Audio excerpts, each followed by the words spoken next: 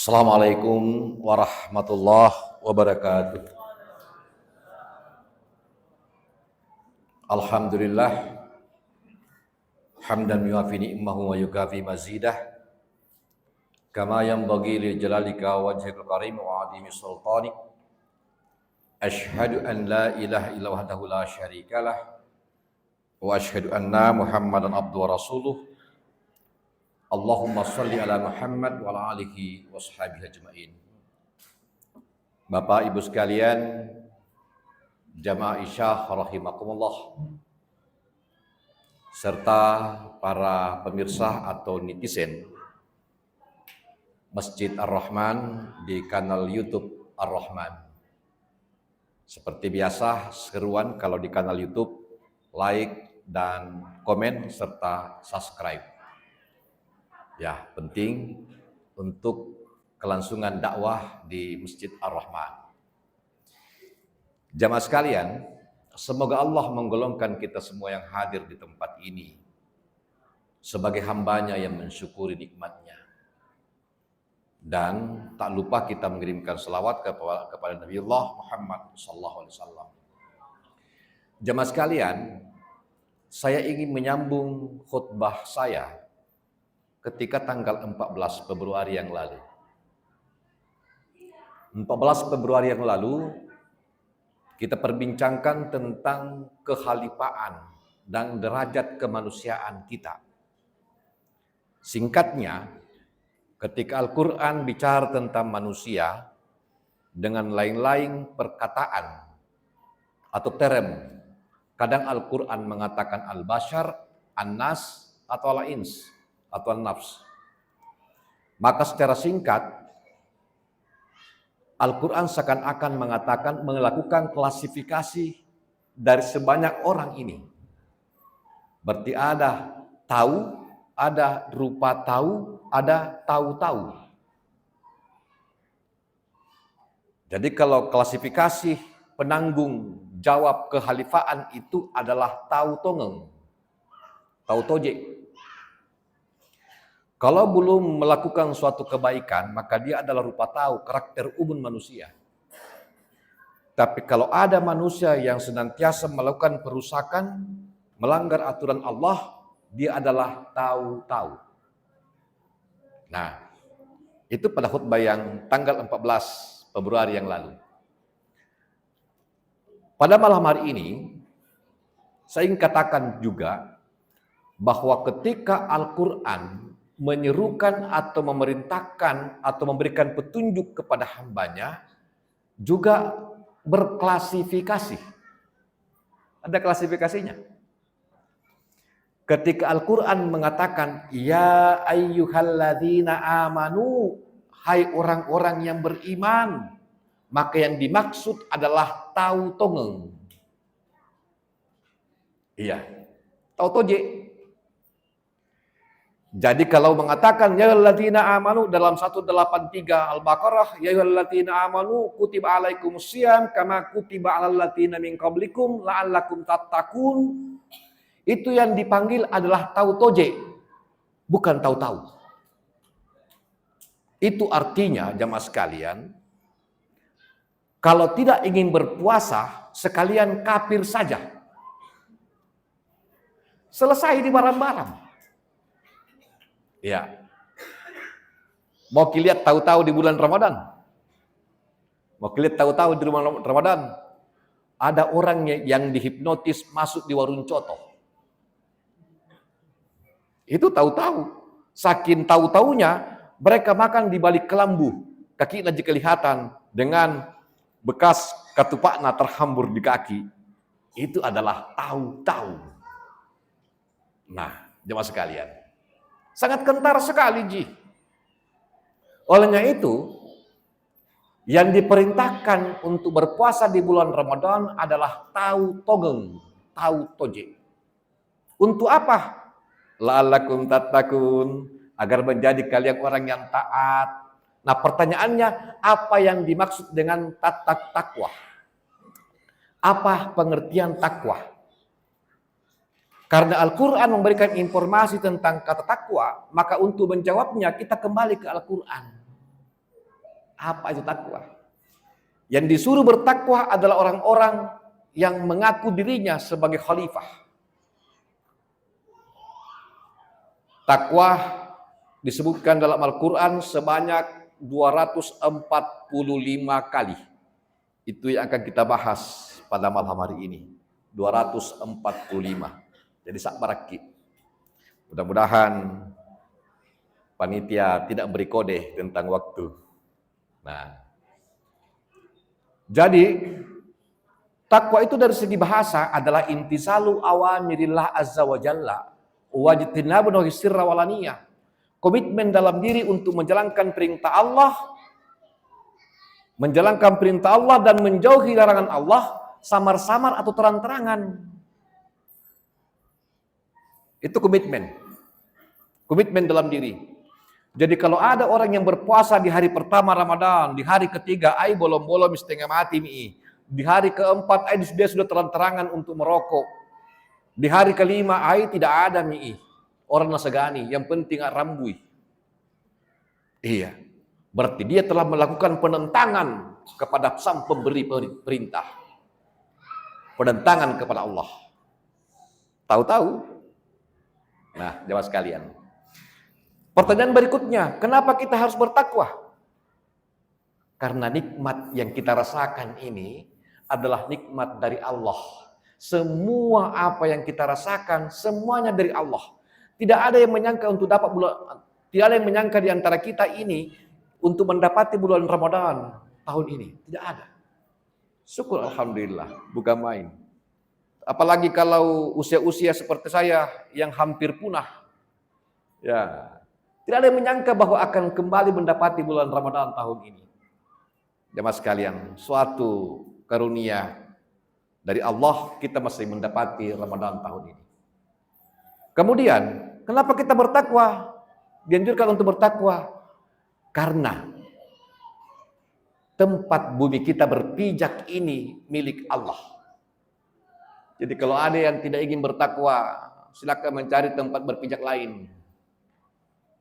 Dan yang ketiga, kenapa kita disuruh bertakwa dalam Al-Quran?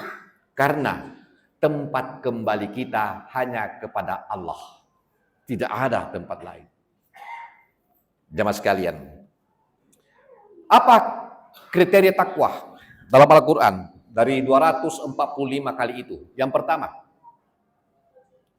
di pengawalan surah Al-Baqarah, "Dzalikal kitabu la raiba fihi hudal lil muttaqin." Itulah Al-Qur'an, itulah Alkitab. Pertanyaan saya kepada jemaah sekalian, apa yang di kepala Bapak Ibu ketika saya mengungkapkan Alkitab? Itu apa? Alkitab. Kitab suci yang mana? Al-Qur'an atau milik saudara kita yang lain? Ternyata penamaan Alkitab untuk saudara kita yang lain tidak satu kata pun Alkitab dalam ayat-ayatnya, dalam pasal-pasalnya. Mereka menamakan Alkitab untuk mendekatkan pikiran kita kepada mereka. Alkitab itu adalah nama lain dari Al-Quran. Nah, jangan pernah ada keraguan dan ragu dengan Al-Quran. Sekarang kita tes keraguan itu. Semua Nabi Allah itu diberikan mukjizat. Yang namanya mukjizat itu adalah melemahkan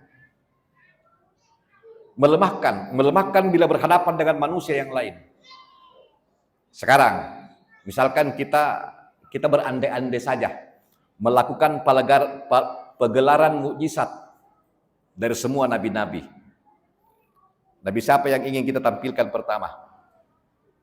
Nabi Ibrahim tak mempan dimakan api. Dibakar api berkobar, tak mempan. Dia merasa dingin, bukan panas. Kira-kira apa komentar kita menyaksikan itu? Subhanallah. Masya Allah.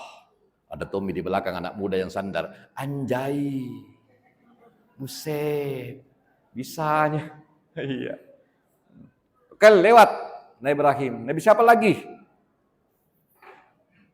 Nabi Sulaiman. Bercakap dengan semut. Mut, berbaris, pindah, masuk sarang. berjejer seperti pasukan. Lewat mungkin ungkapan yang sama, Masya Allah, Subhanallah, Allahu Akbar. Nabi Yusuf gagah perkasa, gagah glowing, tubuh tegap, semua perempuan menginginkannya, melek-melek. Tak terasa tangannya teriris melihat ketampanan Nabi Yusuf. Bukan main gagahnya. Nabi Idris datang lagi, seluruh besi bengkok. Seluruh besi bengkok di tangannya, lemah besi. Besi apapun.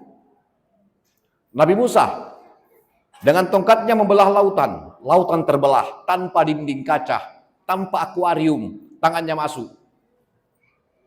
Tinggi, dilihat lompat ikan. Apa yang kita sebutkan? Masya Allah, bukan main. Siapa lagi? Nabi Nuh membuat kapal di atas gunung. Semua 400 tahun perahunya terapung-apung di air, berlantai 2.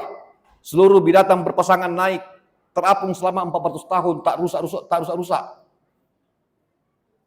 Bukan main. Oke, kita semua kagum dengan mukjizat itu. Sekarang, mukjizat Nabi Allah Muhammad SAW, Khatamun Nabiyyin, berkata di hadapan kita, mukjizatku Al-Quran. Apa komentar kita? Masih kagum? Atau biasa? Masih kagum? Masih ada yang mengatakan anjay? Masih mengatakan subhanallah? Kalau kita tidak merasa lemah di hadapan Al-Quran, jangan mengaku meyakini Al-Quran tanpa keraguan. Jamaah sekalian, jangan pernah mengaku. Al-Quran sebagai mukjizat paling terakhir akan mengantar manusia untuk lemah sepanjang masa.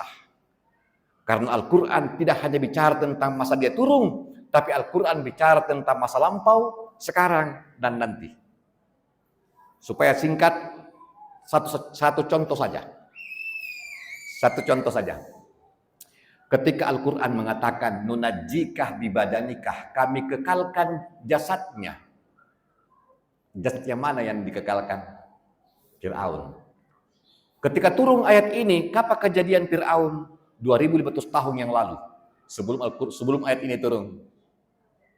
Ketika ayat ini turun, orang Arab bertanya, mana itu jasad yang tidak hancur? Belum ditemukan.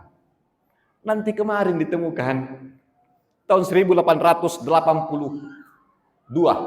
baru ditemukan jasad yang tidak hancur. Belum sepakat orang siapa itu jasad. Nanti kemarinnya lagi, tahun 1908, seluruh ilmuwan sepakat bahwa jasad yang tidak hancur itu adalah Maniftah, nama lain dari Fir'aun. Seluruh dunia merasa lemah di hadapan Al-Quran. Kenapa? Al-Quran memberitakan. Dan sampai akhir zaman, manusia merasa lemah. Kemarin terbukti, baru saja terbukti. Ketika kemarin pergiatan Isra Mi'raj, ternyata orang sepakat bahwa bumi ini ibarat cincin dalam sabda Bukhari, dalam sabda Rasulullah diriwayatkan oleh Bukhari, bahwa bumi ini adalah ibarat seperti cincin di tengah padang pasir. Iya, cincin di tengah padang pasir bumi ini. Siapa yang menyaksikannya? Rasulullah menyaksikan langsung meninggalkan bumi, ibarat cincin di tengah pasir. Sesaat setelah meninggalkan bumi, maka bumi seperti dengan cincin di tengah padang pasir. Makin menghilang. Ketika peristiwa Isra Mi'raj, semua ilmuwan merasa lemah di hadapan Al-Quran. Jangan pernah merasa diri meragukan Al-Quran. Oke, masih ada 244. Palang-palang. Oke.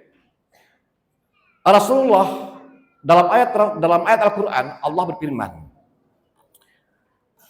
"Walladzina jaa'a bisidqi wa shaddaqa bihi ulaika humul muttaqun." Orang yang bertakwa itu orang datang kepadanya berita kebenaran dari orang yang benar dan mengikuti kebenaran itu, itulah orang bertakwa. Kita semua ini adalah orang yang mendengarkan berita benar dari orang yang benar, Nabiullah Muhammad SAW. Dan mesti mutlak kita menjalankan apa kebenaran itu. Itu orang bertakwa. Pertanyaannya, apa kita mengikuti sunnah Rasulullah? Contoh yang paling simpel, saya bicara yang praktis-praktis saja. Tak usah yang besar-besar. Telah sampai pengajaran Nabi kepada kita. Mulia umatku, bila menemukan duri di jalan, dia disingkirkan duri. Benar kan? Supaya orang yang datang tidak tertusuk dengan duri itu. Sekarang bukan lagi duri yang dihilangkan, bahkan memasang penghalang jalan di tengah jalan. Apa namanya lagi tuh? Siapa ada kayak yang pertama ini kasih nama ini? Bukan main banyak dosanya. Nah, tidak ada polisi yang rela dinamai polisi tidur. Tidak ada yang rela. Polisi adalah jabatan berharga di tengah kehidupan kita. Tidak ada, Pak. Ada di kompleks di selatan kota ini. Setiap antar rumah ada gundukan besar-besar. Dan tidak ada saya lihat orang yang tak lantak di gundukan itu dan mengatakan subhanallah, Allahu Akbar. Tidak ada. Bahkan menggerutu. Siapa lagi yang buat ini gundukan? Kemarin baru tidur, sekarang jongkok nih. Bukan main, Pak. Kenapa ada gundukan? Saya diprotes di siang.